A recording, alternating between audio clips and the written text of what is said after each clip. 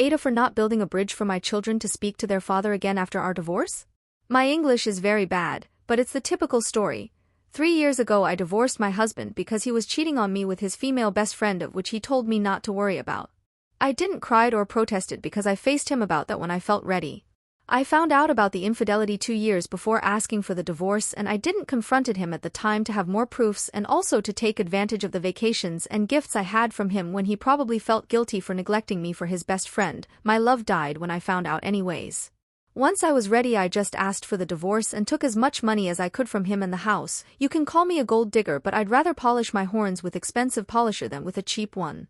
We have 5 children together, ages 24, 23, 17, 15, and 11, and none of them wants to have contact with him.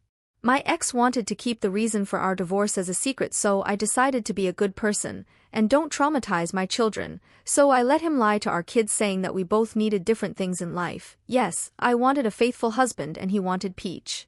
The children believed that lie, I think, and less than a month later he decided to make his relationship with his best friend official. My older daughters realized it instantly. They reprimanded him and he confessed that he cheated on me. From that day on, my 4 older children cut off all contact with my ex. My youngest son cut off contact with him recently when another of my daughters told him the truth of why they call their father's girlfriend with a mean nickname. Now that none of our kids are talking to my ex, he's been blaming me for it by saying that I never made an effort for them not to hate him. He told me that I, as a mother, had a responsibility to create a bridge between him and the children so that they wouldn't hate him. I never forbade them of seeing their father, and I never spoke ill of him or his girlfriend. I even scold my daughters when they call their father's girlfriend by the mean nickname they gave her. I've behaved really maturely throughout the divorce and didn't show the children how mad I was with him. But I also did not pressure them to continue having contact with him if they didn't wanted to. Half of my children were old enough to make their own decisions when that happened.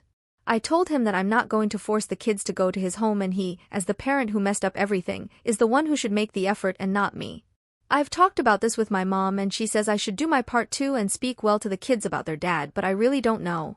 Other than that, I don't know what good things I could say to the children about him, nor am I going to lie to them and tell them that their father is Jesus.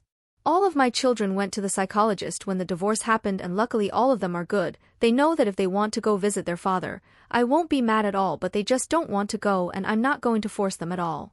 Am I really wrong for not forcing them to go and talk with him?